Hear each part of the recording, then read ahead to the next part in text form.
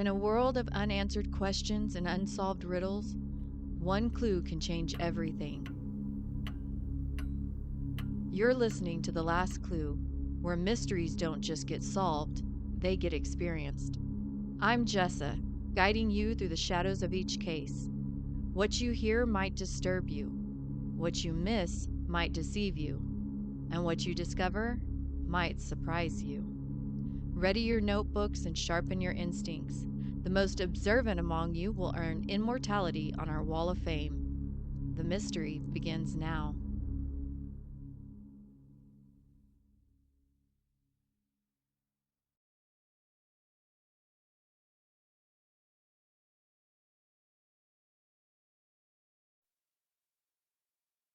The Vanishing Guest, Episode 2, The Woman in the Mirror.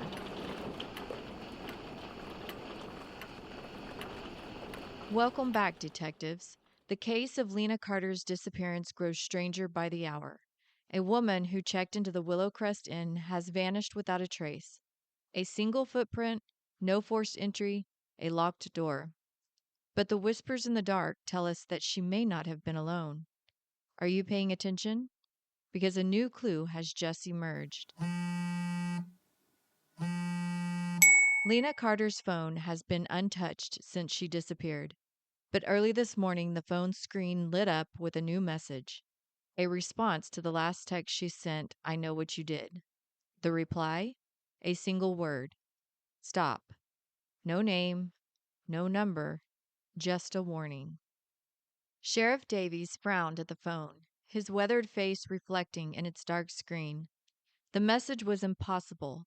The device hadn't been touched, hadn't been unlocked. Margaret Hell insisted it had been sitting undisturbed on the nightstand since they found it. Yet somehow a reply had appeared. Could be a delayed message, the sheriff suggested, though his voice betrayed his doubt. System glitch happens all the time. But upon inspection, the message was even stranger than it first appeared. The delivery timestamp matched the current time exactly. Not a delayed message from before Lena's disappearance. And most disturbing of all, there was no sender information. No phone number, no contact name, just the word stop, appearing as if from nowhere. The sheriff scrolled through Lena's previous messages, searching for context, for anything that might explain that final exchange. What he found only deepened the mystery. For weeks before her arrival at Willow Crest Inn, Lena had been researching the property. Messages to local historical societies, emails to former guests, notes to herself about dates, names, incidents dating back decades, and one name appeared repeatedly: Eleanor Gray.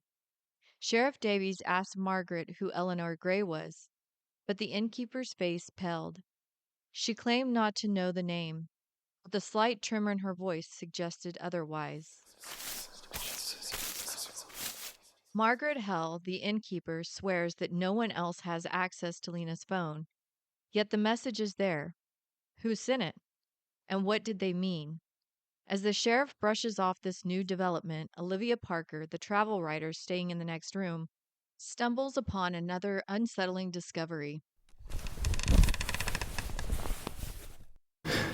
In Lena's room, opposite the bed, an antique mirror sits undisturbed, old, slightly fogged, and framed in dark wood. Olivia swears she never noticed it before. But today, as she passes, something makes her stop cold. A reflection that doesn't belong, a shadow that isn't hers. And as she turns, the air behind her is empty. Olivia Parker had always prided herself on her rational mind. As a travel writer who specialized in haunted destinations, she had seen her share of supposedly supernatural occurrences, all of which had perfectly logical explanations. A creaking floorboard mistaken for footsteps, wind through an old chimney that sounded like whispers, power of suggestion turning ordinary shadows into ghostly apparitions. But what she saw in that mirror defied explanation. It happened as she was documenting the room for her article. A quick photo of the antique mirror, oval-shaped and edged with dark wood that had turned almost black with age.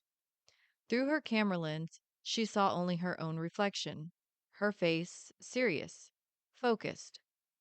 But when she lowered the camera, for just a second, less than a heartbeat, there was someone else, a woman, not Lena, someone older, her eyes wide with what looked like warning or fear. Then nothing, just Olivia's own startled face looking back.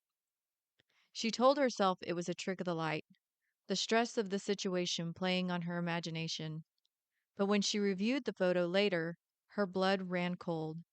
In the background, just visible over her shoulder, was a blur, a face caught mid motion, a woman's face, mouth open as if frozen in a silent scream. A coincidence? A trick of the light? Or is something else watching from within the glass?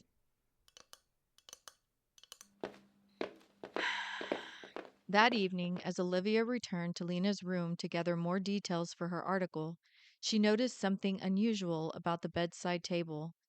The drawer seemed shallower than it should be, given the dimensions of the piece. Her writer's instinct for detail, the same instinct that had earned her accolades for her travel stories, told her something wasn't right. The hidden compartment was clever. A false bottom in the drawer of the bedside table, revealed only when Olivia accidentally pressed against a decorative carving that served as a discreet latch. Inside, tucked away as if someone meant for it to be forgotten, was an old, yellowed diary. The name scrawled inside, Eleanor Gray. The year, 1947. The first page reads, "If you're reading this, then it's too late for me." The opening line sent a chill down Olivia's spine. She turned the pages carefully, afraid they might crumble beneath her fingers. Eleanor Gray's handwriting was elegant. The ink faded to a soft sepia. The entries began mundane enough: observations about the weather, complaints about the quality of the inn's food, notes about fellow guests. But as Olivia read on, the entries grew darker, more frantic. "I feel watched all the time, even when I'm alone. I know something is there, waiting, watching. The mirror seems wrong. The reflection isn't quite right. Sometimes I catch movement out of the corner of my eye, but when I turn, no one is there. And then, most disturbing of all, last night I woke to find myself standing in front of the mirror. I don't remember getting out of bed. I don't remember walking across the room. But there I was, my hand pressed against the glass, and something on the other side was pressing back." Olivia turns the page, her fingers trembling. The next entry is smudged, ink bled into the old paper. But a single phrase stands out: "Don't look in the mirror after midnight." The moment she reads it, the air around her feels colder, and in the corner of her vision, the mirror catches her eye again. This time, she swears the shadow inside it has moved. Who was Eleanor Gray, and why does her final entry sound so much like a warning? She sees you.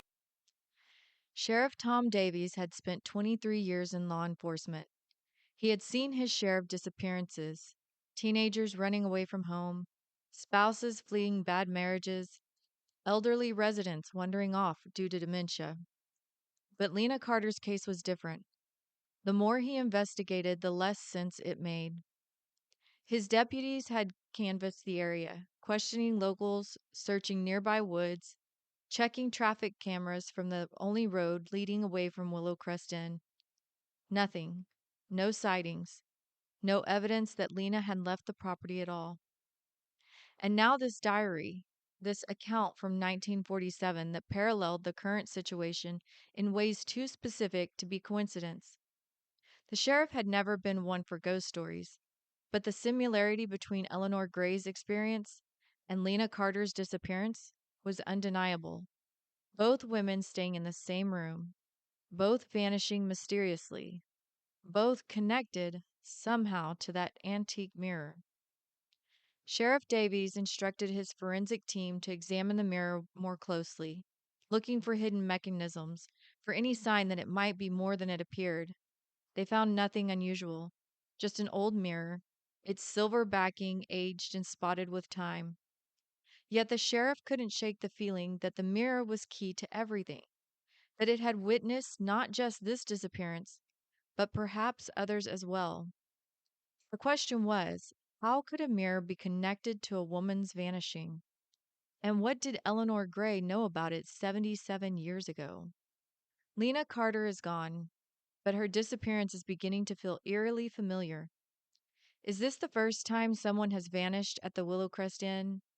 Or is this a pattern that has been repeating for decades? And if so, who will be next? Coincidence? Or something more? Time is running out, detectives. What do you see? The truth is hiding in plain sight. What do you think happened? Send in your theories before the next episode, because the answers are getting closer, and so is the danger.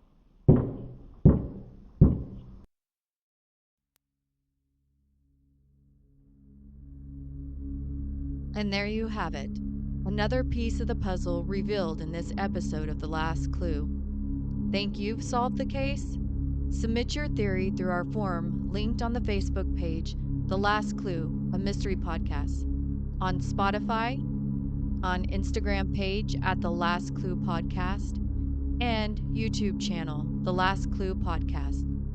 The first correct solution earns a coveted spot on our Wall of Fame. If you're enjoying our mysteries, please subscribe on YouTube or wherever you get your podcast and leave a rating or review. It helps other amateur detectives find us. Join us next time as we continue to unravel the threads of this mystery.